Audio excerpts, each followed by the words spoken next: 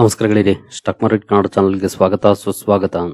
ಗೆಳೆಯರಿ, ವಿಡಿಯೋದಲ್ಲಿ middle East ಇಂದ ಕೆಲವೊಂದು ಇಂಪಾರ್ಟೆಂಟ್ ಸುದ್ದಿಗಳು ಬಂದಿದ್ದಾವೆ. ಜೊತೆಗೆ ಡೊನಾಲ್ಡ್ ಟ್ರಂಪ್ ಕೂಡ ಒಂದು ಬಿಗ್ ಸ್ಟೇಟ್ಮೆಂಟ್ ಅನ್ನು ಕೊಟ್ಟಿದ್ದಾರೆ. ಆ ವಿಷಯಗಳ ಬಗ್ಗೆ ತಿಳ್ಕೊಳ್ಳೋಣ. ಜೊತೆಗೆ ಕೆಲವು ಸೆಕ್ಟರ್ ಗೆ ಸಂಬಂಧಪಟ್ಟಂತೆ, ಇನ್ನು ಕೆಲವು ಇಂಡಿವಿಜುವಲ್ ಸ್ಟಾಕ್ ಗಳಿಗೆ ಸಂಬಂಧಪಟ್ಟಂತೆ ಕೂಡ ಇವತ್ತು ಬಂದಂತ ಬ್ರೇಕಿಂಗ್ ಸುದ್ದಿಗಳನ್ನ ನಾವು ತಿಳ್ಕೊಳ್ಳುವಂತ ಪ್ರಯತ್ನವನ್ನು ಮಾಡೋಣ. ಮೊದಲಿಗೆ ಡಿಸ್ಕ್ಲೇಮರ್ ಕೊಡಲಿಕ್ಕೆ ಇಷ್ಟಪಡ್ತೇನೆ. ಇಲ್ಲಿ ಕವರ್ ಮಾಡ್ತಿರುವಂತ ಯಾವುದೇ ಸ್ಟಾಕ್ ಅನ್ನು ಕೂಡ ರೆಕಮೆಂಡ್ ಮಾಡ್ತಿಲ್ಲ. ನೀವು ಫರ್ದರ್ ಸ್ಟಡಿ ಮಾಡಿ ಡಿಸಿಷನ್ ತಗೊಳ್ಬಹುದು. ಆಸ್ ಎ ಎಜುಕೇಶನಲ್ ಪರ್ಪಸ್ ನಾನು ಮುಂದೆ ತರ್ತಾ ಇದ್ದೀನಿ. ಹಾಗೆ ಡಿಸ್ಕ್ರಿಪ್ಷನ್ ಅಲ್ಲಿ ಅಕೌಂಟ್ ಓಪನಿಂಗ್ ಲಿಂಕ್ ಇದೆ, ಅಕೌಂಟ್ ಅನ್ನ ಓಪನ್ ಮಾಡ್ಕೊಳ್ಬಹುದು. ಹೂಡಿಕೆಗೆ ಸಂಬಂಧಪಟ್ಟಂತೆ ನಿಮ್ಗೆ ಏನಾದರೂ ಸಪೋರ್ಟ್ ಬೇಕು ಅಂದ್ರೆ ಇಲ್ಲಿರುವಂತಹ ನಂಬರ್ ಗಳ ಮೂಲಕ ನಮ್ಮ ಟೀಮ್ ನ ಕಾಂಟ್ಯಾಕ್ಟ್ ಮಾಡಬಹುದು. ಇಲ್ಲಿ ಮೆನ್ಷನ್ ಮಾಡಿರುವಂತ ಎಲ್ಲ ಸರ್ವಿಸಸ್ ನಮ್ಮ ಮೂಲಕ ಸಿಗುತ್ತೆ. ಬಟ್ ಇದಕ್ಕೆ ಕಂಡೀಷನ್ ಒಂದೇ, ನಮ್ಮ ಮೂಲಕ ಅಕೌಂಟ್ ಓಪನ್ ಆಗಿರಬೇಕು. ಹಾಗಾಗಿ ಅಕೌಂಟ್ ಓಪನ್ ಮಾಡ್ಕೊಂಡು ಕಾಂಟ್ಯಾಕ್ಟ್ ಮಾಡಬಹುದು. ಮೊದಲನೇ ಸುದ್ದಿಯನ್ನು ನೋಡೋದಾದ್ರೆ ಡೊನಾಲ್ಡ್ ಟ್ರಂಪ್ ಇಂದ ಬಂದಿರುವಂತ ಒಂದು ಶಾಕಿಂಗ್ ಸುದ್ದಿ ಅಂತಾನೆ ಹೇಳ್ಬೋದು. ಇದನ್ನ ನೋಡಬಹುದು. Trump says US will block already disrupted Hormuz. Strait of Hormuz ಏನು ಈಗಾಗಲೇ ಸಮಸ್ಯೆಗಳಲ್ಲಿ ಸಿಲುಕಿದೆ. ಇರಾನ್ ಹಾಗೂ ಅಮೆರಿಕ ಇಸ್ರೇಲ್ ಯುದ್ಧದ ಕಾರಣಕ್ಕೆ ಈಗ ಡೊನಾಲ್ಡ್ ಟ್ರಂಪ್ ಹೇಳ್ತಿದ್ದಾರೆ, ಆ ಸ್ಟ್ರೈಟ್ ಆಫ್ ಹೊರ್ಮುಜ್ ಅನ್ನ ನಾವು ಬ್ಲಾಕ್ ಮಾಡ್ತೀವಿ ಅಂತ. ಎಷ್ಟು ದಿನ ಇರಾನ್ ಹೇಳ್ತಿತ್ತು, ಜೊತೆಗೆ ಬ್ಲಾಕ್ ಕೂಡ ಮಾಡಿತ್ತು. ಲಿಮಿಟೆಡ್ ನಂಬರ್ ಆಫ್ ಶಿಪ್ಸ್ ಅಲ್ಲಿ ಮೂವ್ ಆಗ್ತಾ ಇದ್ವು. ಈಗ ಅಮೆರಿಕ ನಾವು ಬ್ಲಾಕ್ ಮಾಡ್ತೀವಿ ಅಂತ ಹೇಳ್ತಿದೆ, ಅಂದ್ರೆ ಡೊನಾಲ್ಡ್ ಟ್ರಂಪ್ ಹೇಳ್ತಿದ್ದಾರೆ ನಾವು ಮಾಡ್ತೀವಿ ಅಂತ. ಜೊತೆಗೆ ನೋಡಬಹುದು, effective immediately the United States navy, the finest in the world, will begin the process of blockading any and all ships trying to enter or leave the Strait of Hormuz, Trump said in a post. ಅಂದ್ರೆ immediate ಆಗಿ straight of Hormuz ಅನ್ನ ನಾವು block ಮಾಡ್ತಾ ಇದ್ದೀವಿ. ಅಲ್ಲಿಂದ ಬರುವಂತ ship ಗಳನ್ನ, ಯಾವುದೇ ಶಿಪ್ ಎಂಟ್ರಿ ಆಗಕ್ಕೆ ಪ್ರಯತ್ನ ಪಡಬಹುದು ಅಥವಾ ಅಲ್ಲಿಂದ ಆಚೆ ಹೋಗ್ಲಿಕ್ಕೆ ಪ್ರಯತ್ನ ಪಡಬಹುದು, ಅದ್ಯಾವುದನ್ನು ಬಿಡೋದಿಲ್ಲ, ನಾವು ಬ್ಲಾಕ್ ಮಾಡ್ತೀವಿ ಅಂತ ಹೇಳಿದ್ದಾರೆ. ಇಷ್ಟು ದಿನ ಏನಾಗಿತ್ತು ಅಂದ್ರೆ ಅಲ್ಲಿ ಟ್ರಾಫಿಕ್ ಕಡಿಮೆ ಆಗಿತ್ತು ಬಿಕಾಸ್ ಆಫ್ ಇರಾನ್ ಅಟ್ಯಾಕ್ ಮಾಡುತ್ತೆ ಅಂತ. ಆದ್ರೆ ಪೂರ್ತಿ ನಿಂತಿರ್ಲಿಲ್ಲ. Iran has allowed limited shipping since March. Limited shipping cargoes ಅಲ್ಲಿ ಓಡಾಡ್ತಾ ಇದ್ವು. ನಮ್ಮ ದೇಶದ ಹಲವು LPG ಟ್ಯಾಂಕರ್ಸ್ ಕೂಡ ಅಲ್ಲಿಂದ ಬಂದಿದ್ವು. ಜೊತೆಗೆ ಚೀನಾಗೆ ಕಂಟಿನ್ಯೂಸ್ ಸಪ್ಲೈ ಹೋಗ್ತಾ ಇತ್ತು. ಈಗ ಅಮೆರಿಕ ಹೇಳ್ತಾ ಇದೆ ನಾವು ಅದನ್ನ ಬ್ಲಾಕ್ ಮಾಡ್ತೀವಿ ಅಂತ. ಹಾಗೆ ಸೆಂಟ್ರಲ್ ಕಮಾಂಡ್ ಇಂದ ಒಂದು ಕ್ಲಾರಿಫಿಕೇಶನ್ ಕೂಡ ಬಂದಿದೆ, ನೋಡಬಹುದು. Later clarified that the blockade would not be absolute. ಅಂದ್ರೆ ಫುಲ್ ಬ್ಲಾಕ್ ಮಾಡ್ತಾ ಇಲ್ಲ. It said ships traveling between non-Iranian ports would still be allowed to pass, scaling back Trump's earlier sweeping threat. ಅಂದ್ರೆ Iran ship ಗಳನ್ನ ಹೊರತುಪಡಿಸಿ, Iran ಇಂದ ಯಾವೆಲ್ಲ ಅಥವಾ Iran port ನಿಂದ ಯಾವೆಲ್ಲ ಶಿಪ್ ಗಳು ಬರ್ತವೋ ಅವುಗಳನ್ನ ಹೊರತುಪಡಿಸಿ ಬೇರೆಯವನ್ನ ನಾವು ಅಲೋ ಮಾಡ್ತೀವಿ ಅಂತ ಹೇಳ್ತಿದ್ದಾರೆ. ಒಟ್ಟಿನಲ್ಲಿ ಇದರ ಸಾರ ಏನು ಅಂತಂದ್ರೆ, ಇಷ್ಟು ದಿನ ಬೇರೆ ಶಿಪ್ ಗಳನ್ನ ತಡೆದು ಇರಾನ್ ತನ್ನ ಶಿಪ್ ಗಳನ್ನ ಬಿಡ್ತಾ ಇತ್ತು. ಅಂದ್ರೆ ಈಸಿಯಾಗಿ ಚೈನಾಗೆ ಕ್ರೂಡ್ ಹೋಗ್ತಾ ಇತ್ತು. ಹಾಗೆ LPG LNG ಏನೇ ಇದ್ರು ಕೂಡ ಹೋಗ್ತಾ ಇತ್ತು.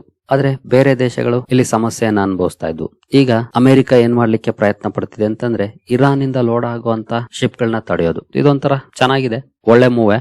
ಆದ್ರೆ ಒಂದಷ್ಟು ಡಿಸ್ರಪ್ಷನ್ ಅನ್ನ ಖಂಡಿತ ಕ್ರಿಯೇಟ್ ಮಾಡುತ್ತೆ ಇದು. ಎಷ್ಟು ದಿನ ಚೈನಾ ಆರಾಮಾಗಿ ತನಗೆ ಬೇಕಾಗಿರುವಂತ ಕ್ರೂಡ್ ಅನ್ನ ಪಡ್ಕೊಳ್ತಾ ಇತ್ತು. ರಷ್ಯಾದಿಂದ ಕೂಡ ಬರ್ತಾ ಇತ್ತು, ಇರಾನ್ ಇಂದ ಕೂಡ ಬರ್ತಾ ಇತ್ತು. ಯಾಕಂದ್ರೆ ಇರಾನ್ ಇಂದಾನೆ ತಗೊಳ್ತಿದ್ರಿಂದ ಅವರು ಅಲ್ಲಿ ಸಮಸ್ಯೆ ಮಾಡ್ತಾ ಇರ್ಲಿಲ್ಲ. ಬಟ್ ಬೇರೆ ದೇಶಗಳಿಗೆ, ಯುರೋಪಿಯನ್ ಕಂಟ್ರೀಸ್ಗೆ, ಭಾರತಕ್ಕೆ ಹಾಗೂ ಇತರೆ ಏಷ್ಯನ್ ಕಂಟ್ರೀಸ್ಗೆ ಸಮಸ್ಯೆಗಳಾಗಿತ್ತು.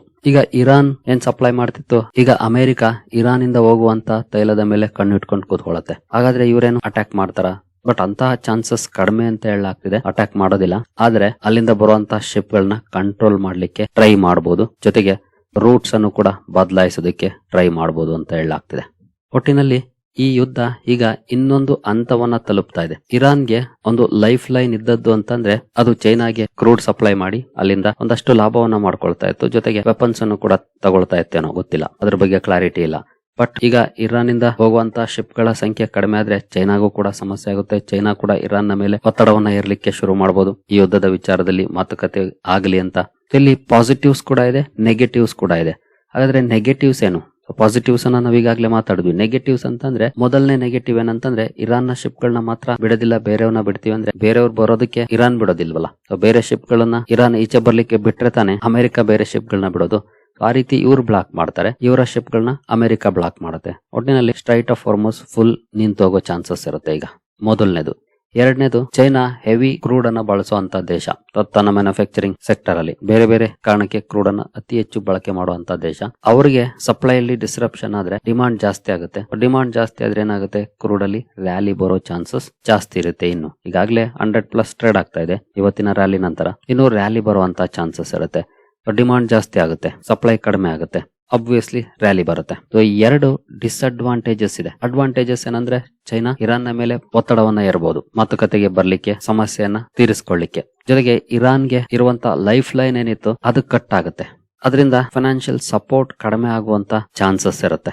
ಸೊ ಈ ಅಡ್ವಾಂಟೇಜಸ್ ಕೂಡ ಇದೆ ಇಲ್ಲಿ. ಹಾಗಾದ್ರೆ ಅಮೆರಿಕ ಹೇಗೆ ಬ್ಲಾಕ್ ಮಾಡಬಹುದು? ಬಟ್ ಇಲ್ಲಿ ಇದಕ್ಕೆ ಸಂಬಂಧಪಟ್ಟಂತೆ ಯಾವುದೇ ಕ್ಲಾರಿಟಿ ಇಲ್ಲ ಯಾವ ರೀತಿ ಅವರು ಬ್ಲಾಕ್ ಮಾಡ್ತಾರೆ ಅಂತ. ಬಟ್ ಕೆಲವು ರಿಪೋರ್ಟ್ ಗಳ ಪ್ರಕಾರ ನೋಡಬಹುದು, experts say it is unlikely the US military would fire missiles or other weapons at them. ಅಂದ್ರೆ ಏನು ಶಿಪ್ ಗಳು ಬರ್ತವೆ ಅವರುಗಳ ಮೇಲೆ ವೆಪನ್ಸ್ ಅನ್ನ ಅಥವಾ ಮಿಸೈಲ್ಸ್ ಅನ್ನ ಫೈರ್ ಮಾಡೋದಿಲ್ಲ. ಯಾಕಂದ್ರೆ ಅದು ಎನ್ವಿರಾನ್ಮೆಂಟಲ್ ಡಿಸಾಸ್ಟರ್ ಅನ್ನ ಉಂಟು ಮಾಡಬಹುದು. ಸಮುದ್ರದಲ್ಲಿ ಕ್ರೂಡ್ ಲೀಕೇಜ್ ಇಂದ, ಕೆಮಿಕಲ್ ಲೀಕೇಜ್ ಇಂದ ಸಮಸ್ಯೆಗಳಾಗಬಹುದು. ಹಾಗಾಗಿ instead navy will try to force vessels to change course through threats. Threaten ಮಾಡೋ ಮೂಲಕ, ಎದುರಿಸೋ ಮೂಲಕ ರೂಟ್ ಅನ್ನ ಚೇಂಜ್ ಮಾಡಬಹುದು, ವಾಪಸ್ ಕಳಿಸಬಹುದು. ಇನ್ ಕೇಸ್ ಅದೇನು ವರ್ಕ್ ಆಗಿಲ್ಲ ಅಂದ್ರೆ ನಂತರ armed boarding party to take physical control of the ships. In case ಏನಾದ್ರು ಅವರು ಅದಕ್ಕೂ ಬಗ್ಲಿಲ್ಲ ಅಂದ್ರೆ ಆ ಶಿಪ್ಸ್ ಗಳನ್ನ ಸುತ್ತುವರೆದು ಅದನ್ನ ಕಂಟ್ರೋಲ್ ತಗೊಳ್ಳೋ ಅಂತ ಕೆಲಸವನ್ನ ಮಾಡಬಹುದು.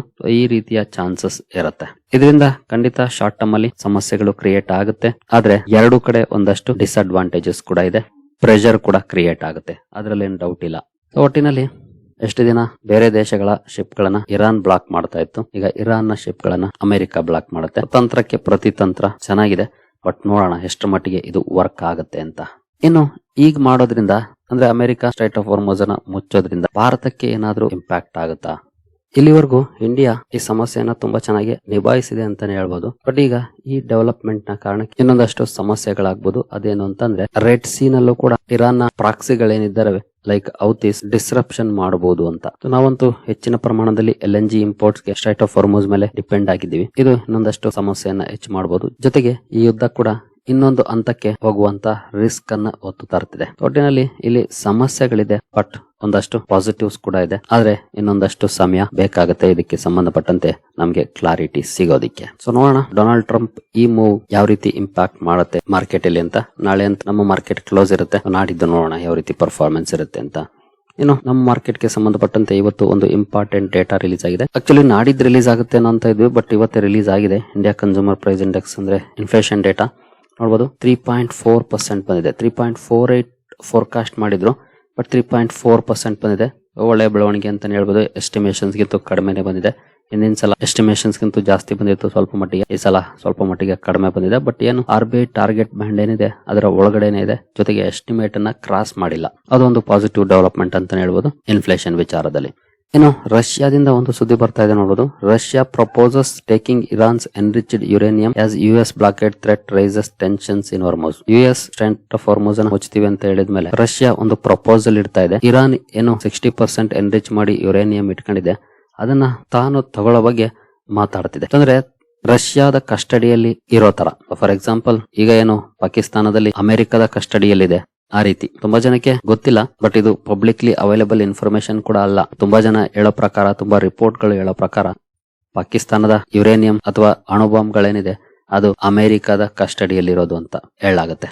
ಅದೇ ರೀತಿ ಇಲ್ಲಿ ಇವರು ತಮ್ಮ ಕಸ್ಟಡಿಗೆ ತಗೊಳ್ಳುವಂತ ಪ್ರಪೋಸಲ್ ಅನ್ನ ಇಡ್ತಾ ಇದ್ದಾರೆ. ಗೊತ್ತಿಲ್ಲ ಇದಕ್ಕೆ ಅಮೆರಿಕ ಒಪ್ಕೊಳ್ಳುತ್ತಾ ಇಲ್ವಾ ಅಂತ ನೋಡಬಹುದು. This proposal was voiced by President Putin in contacts with both the United States and regional state. ಅಮೆರಿಕದ ಜೊತೆ ಕೂಡ ಹೇಳಿದ್ದಾರೆ ಇದನ್ನ, ಹಾಗೆ ರೀಜನಲ್ ಕಂಟ್ರೀಸ್ ಅಂದ್ರೆ ಅರಬ್ ಕಂಟ್ರೀಸ್ ಅವ್ರ ಜೊತೆ ಕೂಡ ಹೇಳಿದ್ದಾರೆ ಅಂತ ಸುದ್ದಿಗಳು ಬರ್ತಾ ಇದೆ. ಬಟ್ ನೋಡೋಣ, ಅಮೆರಿಕ ಒಪ್ಪುವಂತ ಚಾನ್ಸಸ್ ತುಂಬಾನೇ ಕಡಿಮೆ ಅಂತಾನೆ ಹೇಳ್ಬೋದು. ಬಟ್ ಡೊನಾಲ್ಡ್ ಟ್ರಂಪ್ ಅನ್ಪ್ರೆಡಿಕ್ಟಬಲ್ ವ್ಯಕ್ತಿ, ಗೊತ್ತಿಲ್ಲ ಒಪ್ಕೊಂಡ್ರು ಒಪ್ಕೊಳ್ಬಹುದೇನೋ, ಬಟ್ ಅಡ್ವಾನ್ಸ್ ಆಗಂತೂ ಪ್ರಿಡಿಕ್ಟ್ ಮಾಡಕ್ ಆಗೋದಿಲ್ಲ.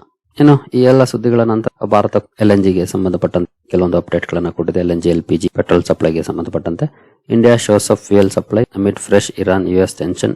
LPG ಪೆಟ್ರೋಲ್ ಸಪ್ಲೈ ಸ್ಟೇಬಲ್ ಇದೆ ಅನ್ನುವಂತ ಮಾತನ್ನ ಹೇಳಿದೆ. ಜೊತೆಗೆ no serious shortage of LPG reported among automobile component manufacturers. ಯಾವುದೇ ಕಾಂಪೋನೆಂಟ್ ಮ್ಯಾನುಫ್ಯಾಕ್ಚರರ್ಸ್ ಕೂಡ ಸೀರಿಯಸ್ ಶಾರ್ಟೇಜ್ ಅನ್ನ ರಿಪೋರ್ಟ್ ಮಾಡಿಲ್ಲ ಇಲ್ಲಿವರೆಗೂ.